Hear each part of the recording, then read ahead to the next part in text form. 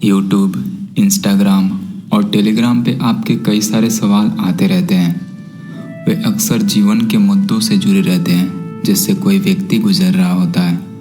कुछ क्यूरियोसिटी और अवेयरनेस से रिलेटेड होते हैं जिसको दूसरों को भी जानना जरूरी हो जाता है। तो इस सीरीज में मैं आपके क्वेरीज के रिगार्डिंग मदद करने के साथ साथ इसे उन लोगों तक भी पहुंचाने की कोशिश करूंगा जिनको इनकी तलाश होगी। कितना अच्छा होगा ना, हम आपस में अपने प्रॉब्लम और सॉल्यूशन शेयर करके आगे बढ़ेंगे।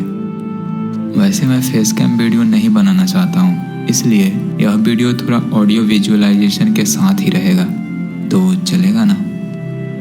आशा करता हूँ कि इससे आपकी मदद होए और जो आप ढूंढ रहे हैं वो आपको मिले।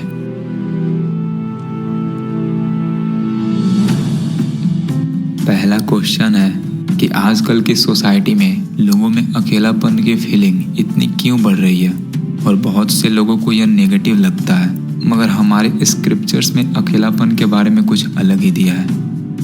देखिए, सबसे पहले हम यह समझते हैं कि यहाँ पर अकेलापन से क्या तात्पर्य है। सॉलिट्यूड, लॉनलीनेस और एलोननेस, यह 3 तरह की अकेलापन की अवस्था होती है और यह तीनों अलग अलग है।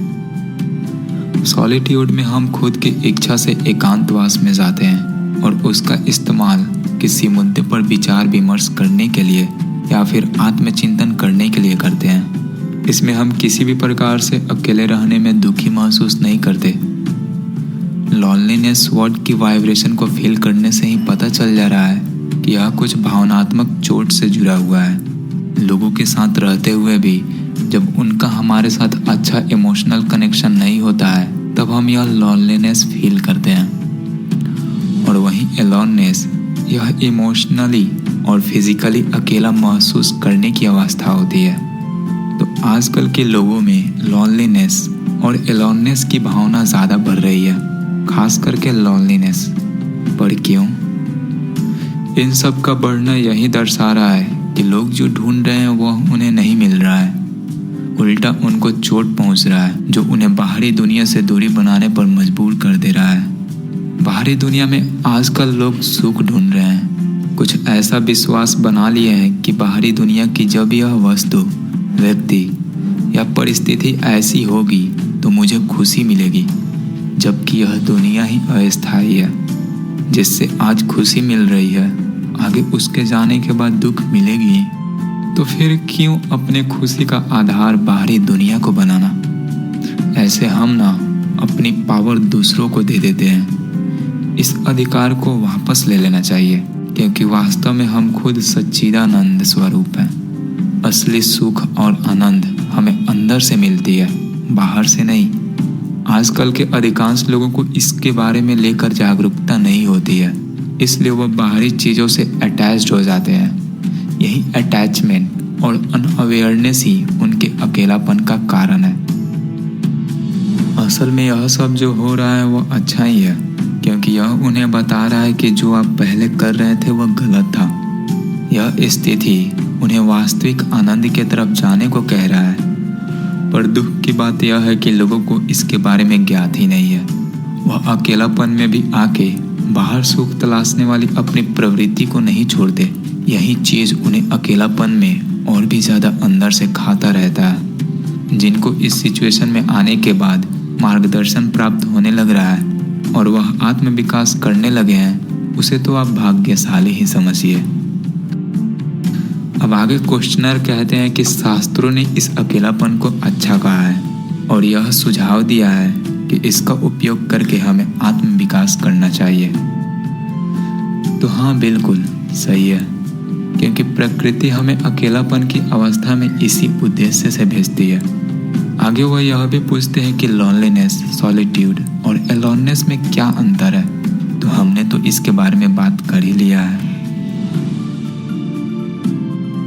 ओके, तो अब नेक्स्ट क्वेश्चन है। विराट जी पूछते हैं कि साक्षी किसे कहते हैं, साक्षी की साधना कैसे हो, कोई आसान तरीका बताएं। विराट जी, आपके इस क्वेश्चन पर एक डेडिकेटेड वीडियो बनना चाहिए, क्योंकि यह एक ऐसी कला है जिसे सीखने के बाद हम किसी भयंकर स्थिति में भी एकदम तटस्थ रह सकते हैं। यह हमें वास्तविकता को एज इट इज़ देखने में मदद करता है, जिसके बाद हम एकदम सटीक डिसीजन और एक्शन भी ले पाते हैं। पर इसको सीखने और करने को लेकर कुछ झोल है, जिसको एक लंबी चर्चा से ही क्लियर किया जा सकता है। लेकिन आपने पूछा है तो फिलहाल के लिए मैं आपको कुछ बताता हूँ।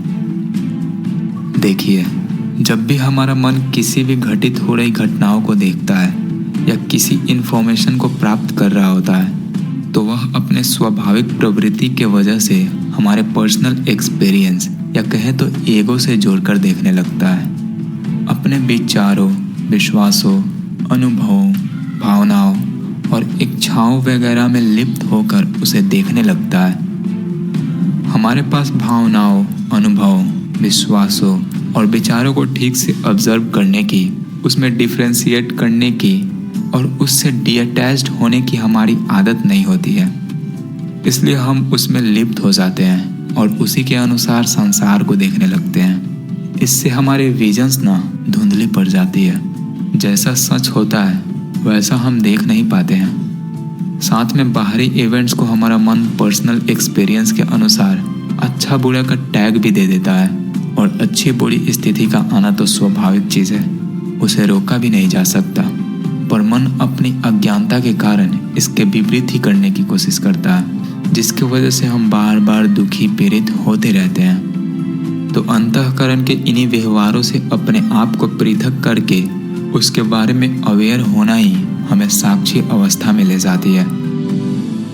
दूसरे शब्दों में कहूँ तो जो चीज़ हम नहीं हैं उसे अपने आप को दूर करके ऑब्जर्व करना ही साक्षी अवस्था कहलाती है। जैसे कि हम दुनिया की वस्तु नहीं है, अपनी शरीर और इंद्रियां भी नहीं है, मन, चित्त, अहंकार और बुद्धि भी नहीं है।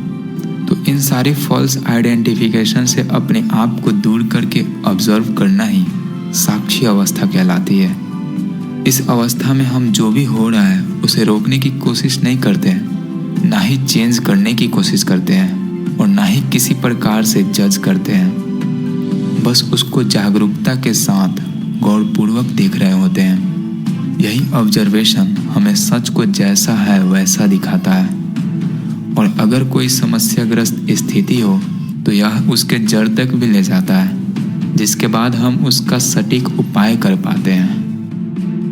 ध्यान रहे, साक्षी भाव का उपयोग हमें स्थितियों को नज़रअंदाज करने के लिए नहीं करना है, बल्कि वास्तविकता को जैसा को तैसा देखकर समझने के लिए करना है और फिर एक्शन लेना है। बाहरी और आंतरिक दुनिया के नियम अलग अलग और अपोजिट होते हैं, इनका ध्यान रखें। दूसरी बात, कोई भी बिना अंतःकरण के व्यवहारों के बारे में अवगत हुए साक्षी अवस्था में नहीं जा सकता है।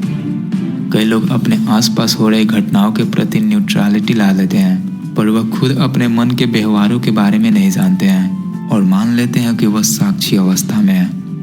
नहीं, ऐसे हम सटीक रूप से साक्षी अवस्था में नहीं जा पाते हैं। इसके लिए अंतःकरण के व्यवहारों के बारे में अवगत होना अनिवार्य है, और यह सब हम ग्रेजुअली सीखते हैं, है ना। तो अब नेक्स्ट क्वेश्चन है कि ब्रो, क्या आप एंजल नंबर के बारे में बता सकते हो? बार बार दिखता है। आप जानते ही हैं कि आजकल के अधिकांश लोग कैसे हैं।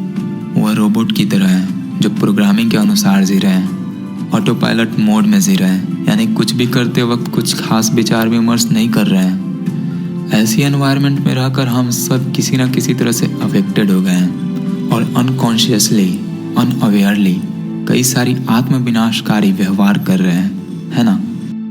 इसलिए ऐसा करते देख हमारी पारलौकिक शुभचिंतक हमारी मदद करने की कोशिश करते हैं। पारलौकिक शुभचिंतक में कौन हो गए? हमारे स्पिरिट गाइड हो सकते हैं, पूर्वज हो सकते हैं, या फिर आप यह भी समझ सकते हैं कि यह पुरुष प्रकृति है जो सच में हमारी फिक्र करते हैं। जब भी हम रास्ता भटक गए रहते हैं या फिर किसी चीज़ की तलाश कर रहे होते हैं, तो वह हमारी मदद नेचर में कई प्रकार के पैटर्न दिखाकर करते हैं। उन्हीं में से एक है एंजल नंबर। अगर आप अलग अलग एंजल नंबर के मतलब सर्च करेंगे तो पाएंगे कि वह सब हमारे ही बारे में कुछ बता रहा होता है। इसका निष्कर्ष निकाले तो पता चलता है कि मानिए एंजल नंबर्स हमारे बाह्य दृष्टि को अंदर की तरफ मोड़ने की कोशिश कर रहा हो, हमें इनडायरेक्टली आत्मचिंतन करने की तरफ बढ़ने को कह रहा हो, खुद पर ऑब्जर्वेशन और एनालिसिस करने को कह रहा हो, है ना? और ऐसा करने को हमें हमारा शुभचिंतक कब कहेंगे? दो कारण हो सकते हैं। पहला, जब हम माया में फंस कर जी रहे हों और उससे हमारे शुभचिंतक निकाल कर मदद करना चाह रहे हों। और दूसरा, जब हमारे अंदर किसी चीज़ के प्रति गहरी इच्छा या तलाश उत्पन्न हो गया हो। इसके अनुकूल ही हमारे शुभचिंतक और प्रकृति मार्ग दिखाने की कोशिश करते हैं। यह हमारे लाइफ के इन्हीं ट्रांजिटरी पीरियड में ही ज़्यादा दिखते हैं। किसी भी ट्रांजिटरी फेज में यह सबसे ज़्यादा ज़रूरी होता है कि हम खुद पर ऑब्जर्वेशन और एनालिसिस करें। तो एंजल नंबर हमारी ऐसी हैबिट बनाने की कोशिश करता है। पर्सनली मेरे साथ भी ऐसा ही हुआ है। जब मैं अपनी अवेकनिंग फेज में एंटर कर रहा था तब यह बहुत ज़्यादा दिखते थे। वह सब मुझे खुद को नए तरीके से ऑब्जर्व करने की तरीके सिखाए। जब मैं अंतर्मुखी हो गया और ठीक से आत्मचिंतन करने लगा तब यह सब दिखना कम हो गया, क्योंकि ऐसा करने से आप ठीक से यह समझने लगते हैं कि आपके लिए क्या उचित और अनुचित है, आपके साथ यह और वह क्यों हो रहा है और कब तक होगा।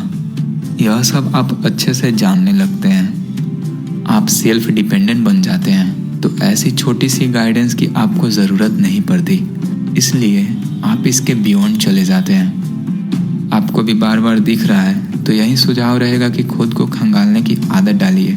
सेल्फ एक्सप्लोरेशन और ऑब्जर्वेशन करने के साथ साथ इन साइन और सिंबल्स को भी समझने की कोशिश कीजिए, क्योंकि अंततः यह आपको समय की चाल या ईश्वर के चाल को समझने की शक्ति प्रदान करवा देगा। अब लास्ट क्वेश्चन है। क्वेश्चनर पूछते हैं कि मैं साक्षी भाव में रहने का प्रैक्टिस करता हूँ, लेकिन मेरे घर वाले मुझे बहुत गुस्सा दिलाते हैं और चिड़चिड़ा बना देते हैं। इससे मेरा साक्षी भाव में रहना मुश्किल हो जाता है। तो यहाँ पे आप इस बात को समझिए कि घर वाले के हरकतों की वजह से आपका साक्षी भाव भंग नहीं हो रहा है, बल्कि उन हरकतों के वजह से आपके अंतःकरण में हो रही हलचल के वजह से भंग हो रहा है। असली कारण आपके अंतःकरण में छुपा हुआ है। वह पहचान लेते हैं तो आप इस प्रॉब्लम को आसानी से सॉल्व कर पाएंगे। क्या प्रॉब्लम हो सकता है? गौर किया जाए तो पता चलता है कि मन में ऐसी हलचल का होना यही दर्शा रहा है कि आप परिवार वालों के वैसी हरकतों के प्रति कुछ ऐसी अवधारणाएं बनाए हुए हैं जो आपके मन को विचलित कर दे रहा है। तो आपको अपनी उस अवधारणा को पहचानना है। किस नज़रिए से आप उन घटनाओं को देख रहे हैं, उन नज़रिए को पहचानना है और कुछ अच्छा में बदल देना है। उसको बदलना भी एक कला है जो आपको प्रैक्टिस से ही सीखना पड़ेगा। तो कहाँ पर आपको काम करना है और कहाँ पर नहीं, यह पता करके अभ्यास करते जाइए। एक दिन आप जीत जाएंगे। तो इस वीडियो के लिए बस इतना ही। अगर आपके पास कोई क्वेश्चन है तो नीचे कमेंट कर सकते हैं। और एक बात, जिनके क्वेश्चन इस वीडियो में कवर नहीं हुए हैं वो अगले एपिसोड में हो सकते हैं। तो मिलते हैं फिर। हर हर महादेव।